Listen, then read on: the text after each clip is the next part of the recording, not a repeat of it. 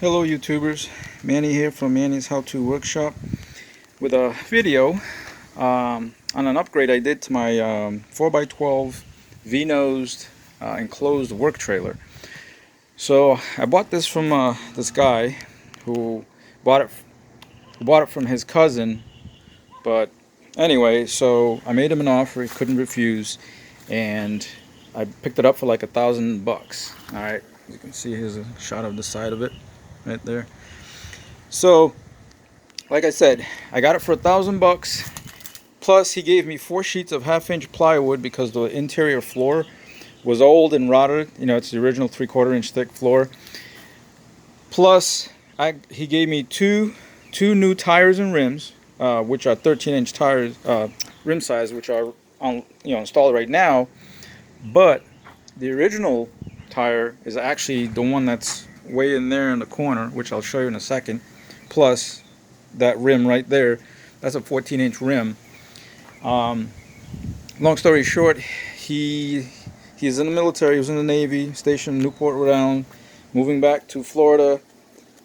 Needed to go up there and grab his stuff, and had a blowout on the way back. Matter of fact, the tire with the blowout is right here. You can see right there, blew right there. Plus, that's probably because it was a little bit of dry rot and underinflated. So of course he ran it. This is the original tire, 14-inch. Had a blowout, pulled into a truck stop, was able to get it repaired. Made it to Virginia, tried leaving, and then another one had a problem. So that's how he ended up getting 2 new 13-inch tires with rims as backups. But he ended up having to use them because the other one did the same thing. So, like I said, he gave me four sheets of half-inch plywood because he was going to redo the floor himself, but he never got a chance to. Plus a can of stain, which I have in the garage. Like I said, those 2 tires, extra tires and everything. And like I said, I got it all for like $1,000. So far this is what I did. As you can see, I put down new 3/4-inch plywood on the ramp. I ripped up the old pieces right there. As you can see them, they're all leaning up against the fence, all nasty and shit, right? So 3/4-inch there, to include making this little section right here of part of the ramp. This is the original hinge. I took it off, sanded it down, and painted it, all right, and reinstalled it, which is this little extension ramp. Because when this is sitting at the normal height, this ramp, the angle is going to be a little bit lower, and you're going to have something else to be like flush to the ground so you can go up easy, so you won't have like a big lip like right here. It's about 1.5 inch height, so you would hit that and it wouldn't be right. So this creates a nice little lip.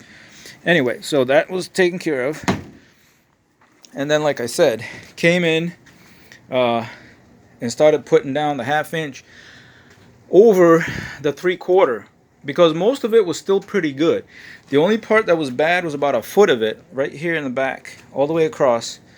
And matter of fact, I think, no, that's not the piece right there, but it was actually one of these other pieces that I ended up cutting out. I think it's on the other side. But anyway, so I cut that out, put 3/4 on the bottom, and then put my half-inch on top of that. So if you can see, there's 2 layers right there. So in total, I got about, it's 1.25 inch thickness all the way up and down. So the 4x8 sheets that I put down, instead of putting the lengthwise like 8 foot this way, I went 4, what is this, inside is like 5 feet close to it. So I went from this side to this side. So in other words, I got a joint right there, another joint right here, and then another one right over there, right underneath the little compressor. So there's like 4 foot sections. There's one there, one there, one there, plus another 18-inch for the bull nose, okay, that I had to cut like a special piece to fit in there. But I made sure that my joints were never on the same. See, like right here it makes a T, so it's staggered. In other words, the joints are staggered. Okay, use the T25 finish screws, okay, or project screws. And at the same time, I also built these nice shelves. You know, there's one there and there's one there. And all I did was I bought some E-Track. As you can see, it's that right there. Here's a better shot of it. Okay, everybody's the rage. Everybody's doing it. Got some E-Track. Put one on that side. Put one on this side right here. Used this E-Track bracket. It's a 2x4 E-Track bracket, like that. As you can see, let me see in the shadows, looks much better. Okay, right there. Take a 2x4, okay, cut, measure and cut, put it across. All right, screw it. You can screw it like here on the bottom, and then on the other side as well. I did front and bottom, just to hold the 2x4 in place. All right, and then go ahead and frame the rest of it. I'll show you a bottom view of what it looks like. Okay, so I got the front cross member, another support there, one in the middle, and then one there. That's your framing. Okay, all screwed into the side of the trailer. And then I put some spacers right there for the plywood to have a surface to sit on, just like I did underneath here. And came in from the top, of course, cut my plywood to fit, cutting two pieces in two, in other words. So like here you can see, so one piece goes all the way to the nose, comes all the way down, wraps around that curve, comes back flush with the edge. All right, same screws that I used for the floor to attach the floor I used over here. And then I made some lips also, like these, to go all the way across. Not all the way across, but majority of the space right there. See, there's a little gap here. This is so like when I put tools, you know, cases or whatever, anything on the shelf, and you're driving with the trailer, and you know, you take off, so even if things slide forward, it's gonna butt up against here. And then another way for securing it is by putting these E-Track, not D-rings, but they're just rings, okay, that's made to go in E-Track, like that, locks in place. And then you can put like a strap like this one all the way across. I can do that on all, you know, two levels, here and then there, so it'll be added security, so to keep everything from falling over, you know, which it shouldn't, but it's just added secureness. All right, so like I said, E-Track, here's some of the components that you can use. Here's the O-ring right there. Here's the 2x4 block that you can use to make your shelving. Single E-Track holder, which, you know, you can use this, the E-ring in there, or you can use this guy in there, which I'm actually gonna do over here, because as you can see where my radio is, I made a little workbench for myself. Okay, and it's not finished yet. I just finished doing this today, but basically, as you can see, it's folded down out of the way, so I can bring, you know, I can bring motorcycles here, ATV, plus I'm gonna have, you know, all my work tools here, like my table saw that's outside, my sawhorses, all kinds of stuff. That's why you see this E-Track here. They're 48 inches apart on this side right here with the rings. Okay, so I'm gonna put some ratchet straps there, so when I put some tools up against the wall there, I can secure them with that, you know.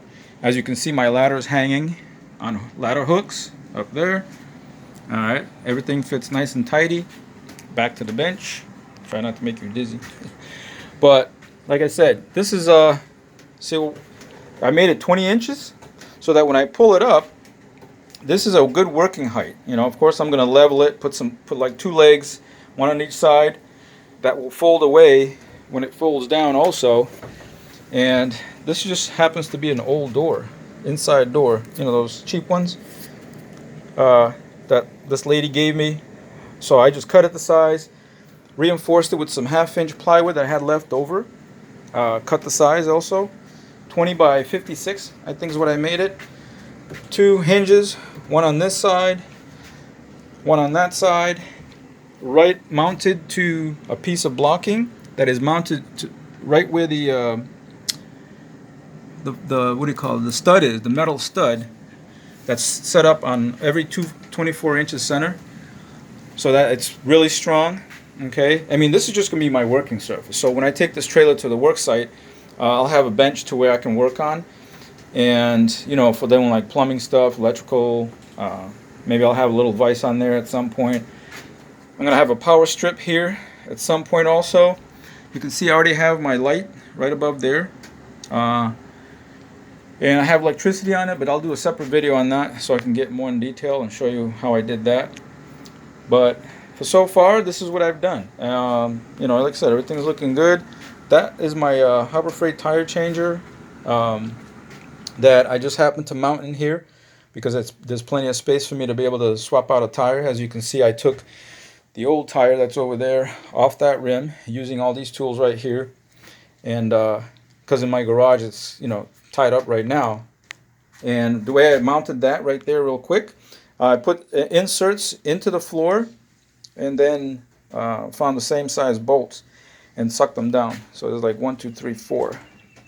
Yeah. See, there's one there, one here, and one there. And it's pretty sturdy, you know, it doesn't go anywhere. It's better than if it's mounted on a concrete floor, obviously, with plenty of space around. But anyway, not getting off topic. So this is pretty much what I've gotten done so far. I know this is not a detailed, in-depth video of how to do this. It's just an upgrade that I did so far to my work trailer, and I'm planning on doing more. I still gotta add a, what do you call it, an exhaust fan right about here. You can see I got my DC line already hooked up for it. It's a 12-volt exhaust fan. Here's my 12-volt light for when the trailer's hooked up to the truck. Little switch right there. All right, that's the DC 12-volt switch. This is the 120 that controls this light right here. All right, guys. Well, not to make it too long. As always, thanks for watching. Please rate, comment, subscribe to my channel if you haven't done so. Always hit the bell button for more and upcoming videos. And I'll keep you guys updated on my next update once I do it on this trailer. All right, take care, and I'll see you on the next one.